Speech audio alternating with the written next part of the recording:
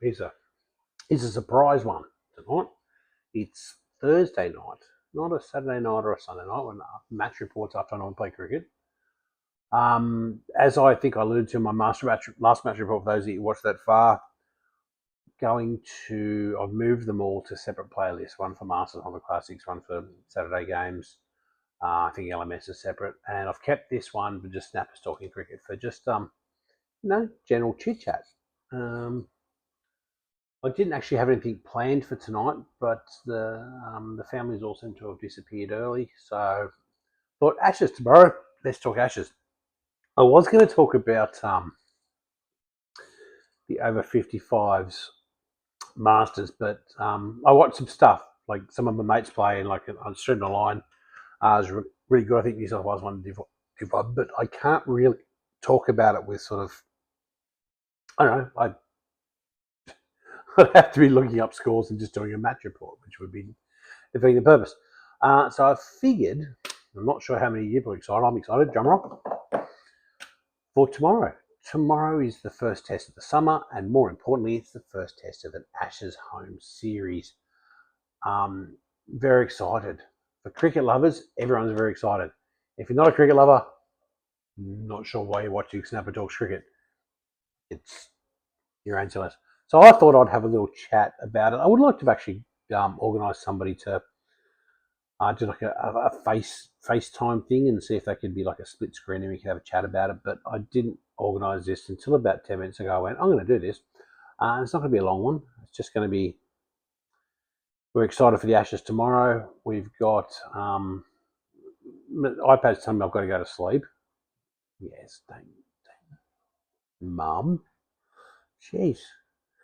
I thought I'd just have a quick chat around the teams. Now the teams have been selected. What I need to find out, I'm sitting here looking at the Cricket Australia Live app to see if I can find the team list, and now I can't, which is really, really annoying. I should have organised this beforehand. Right, let's do. I can't do it from memory because I want to do the English team too. Because it's interesting. So what are they saying here? Match preview. Taking me to teams. Facts, what, when, live scores, how to watch, how to listen, buy tickets, officials, news and reactions. Oh my God, give me a fucking team sheet, seriously. Oh, the squad. No, that's the squads. Because I'm pretty sure England have named their team. So this is going well. Welcome to the first Snappers Talks Cricket exclusively about the non-match reports. And I can't actually tell you a bloody team sheet. Right, you know what I'm going to do? I'm going to talk about the Australians because I know who's in the Australian team. Well, the same as everybody else does. So, obviously, Aussie's still opening. Good move. Aussie's a quality cricketer. He's been there, done that, had experience. I know he's had his struggles in the past, but name a cricketer who hasn't. But I think we need to keep at least some experience in that top order for an Ashes series. Jake Weatherald, I think, is the right choice for opener.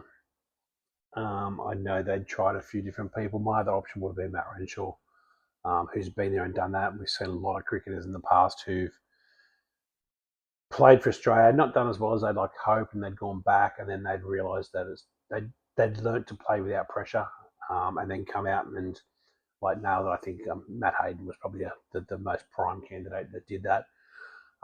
Not playing without pressure, but not the same level of I have to achieve.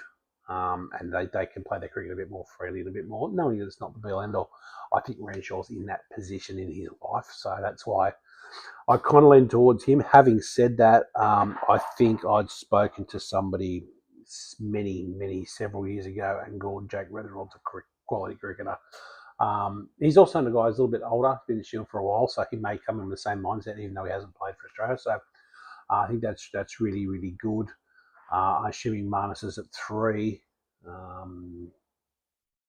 Marnus is a quality cricketer. He scored runs. He's had a bad trot. He got sent away. He went away and he scored runs. I saw this massive rant from some idiot on Facebook the other day. I don't know his name.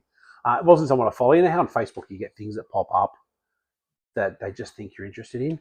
And this bloke literally just went on like a 30-paragraph rant. I got fucking bored reading like past the third paragraph Now, Marnus hasn't scored 5 centuries in Shield. This is a statistical incorrection. He's only scored this, blah, blah, blah. This big carry on about fucking how bad Marnus is. I mean, seriously. The guy can bat. He's proved it before. He scored away. He scored 200 in Shield. Yes, he didn't score 500s in Shield this cricket. He scored 2, but he scored 3 in one-day cricket. And this idiot wanted to keep going on about, and Australia's one-day competition is no better than the first-class competition. I was, oh my God, that was a lot of writing just to say you don't like Marnus. I mean, fuck off then. I don't care. Don't watch him. I like him. Anywho, that's my call. Steve Smith at 4. If he's not batting at 3, then he should bat at 4. And I probably would agree with Marnus at 3 and Smith at 4. Just give him a little bit of extra time, which is good. I'm going to assume we're talking Head at 5. And bear with me if I lose the count here, because it's getting off my top of my head. I'm going to assume Head at 5, which is where I think he should be. He's either a 4 or a 5 in this setup. He's quality batsman. 5. I would then think, and I think if we've sensibly done the right thing, they've gone Cameron Green at 6. Unfortunately, they've dropped Bo Webster, cracking all-rounder, done nothing wrong. But, I mean, Cameron Green has, I mean, I don't like the term, but a once-in-a-generation cricketer. He's still yet to hit his straps and prove himself to me, but he has scored Test 100s. He's taken Test 5s. I think he bowled 15, 16 overs in the last Shield game to prove that his body's ready for bowling again. And I think he scored 100 as well. Could be wrong, could be right. Not going to look it up right now, but to me, he's the number 1 all-round choice in Australia. So you got him at 6. Kerry at 7 is the right clubman. Then I think you go 8, 9, 10, 11. Yeah, that works out well. So you got Lyon as your spinner. That's a no-brainer. Stark. Obviously, Stark, Boland is Boland.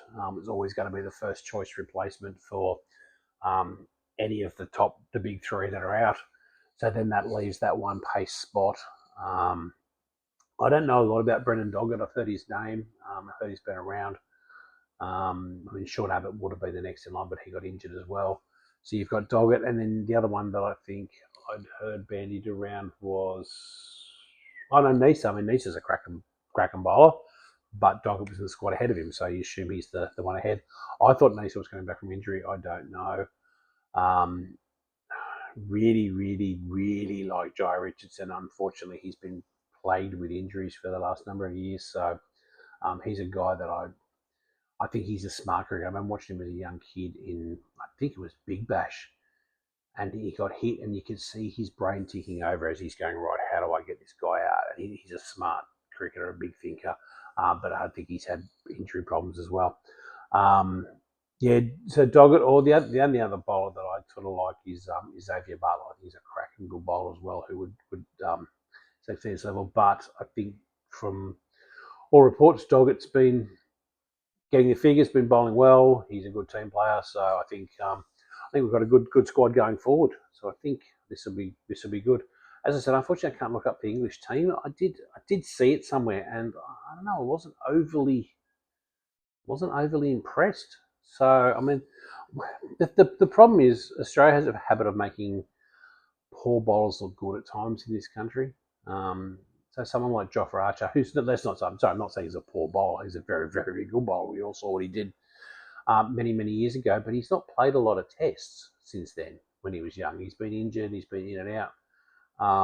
So by all means, he probably shouldn't do a lot, but we've made bowlers look good in this country. Devon Malcolm, Angus Fraser. Go back and look up the spells that those blokes had. Admittedly, sometimes I think they were like the 5th test in Sydney or whatever. But we have let some of these guys who really weren't that great of bowlers, well, let's take that with a grain of salt. They are way better bowlers than me because they played international cricket. So I'm not saying they're bad bowlers. I'm saying in the context of international cricket and around the bowlers that were around them, they probably weren't of the highest caliber, and we've fallen apart to them at times. So it doesn't mean we won't again. I'm not sure whether Wood's played. I think Wood was picked, but I'd heard reports that he had hamstring problems in the warm-up game, but that may have just been a bit of a furphy. There's a lot of people up in arms and carrying on a bit about the England playing an England A side in a warm-up game, and they didn't take it seriously, and the bowls got smashed around. Yeah, look, these are these kinds of things where it's a warm-up. You're not trying to get injured. The batsmen are trying to prove themselves. And sometimes it's just to put the opposition off and make us think, oh, Wood's not bowling very well, he's going to get smashed around. Or they're going to attack us with Bazball. They may not if they're sensible. They will just use that as a bit of a furphy. The Australian setup probably isn't paying much attention to it, to be honest. They'd be looking at the batsmen will be looking at the bowlers from many years of tapes and how they bowl and where they bowl. The bowlers will be looking at the batsmen and the shots they play and the fields they get out to and that sort of thing. They're not relying on one little game, but there is always that little bit of one-upsmanship. Either way, that's been sort of my little bit of a take on the Australian side. And from what I know of the English side, maybe I'll speak some more tomorrow if I find something about this. The whole point of this little general talking cricket so I can have these little chats. I do want to try and get engaged with other people, sort of being able to be on and have more of a conversation. But now that I've set the channel up like that, we'll do that. Game starts, I think, at 1:20 tomorrow. I've got some meetings in the morning. I've got my fingers crossed that my afternoon will be quiet and I may be able to get to sit down and watch a little bit of the first,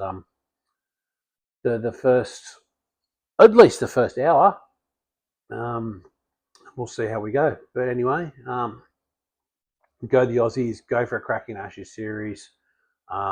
Let's take the Barmy Army out too. Fucking annoying, and they're chanting and they're singing their weird ass fucking songs. I don't get that shit. It's a bit carry on for me, but you know, it is what it is. Talk to you later. Bye. So there you go. That's our day. That's enough from me.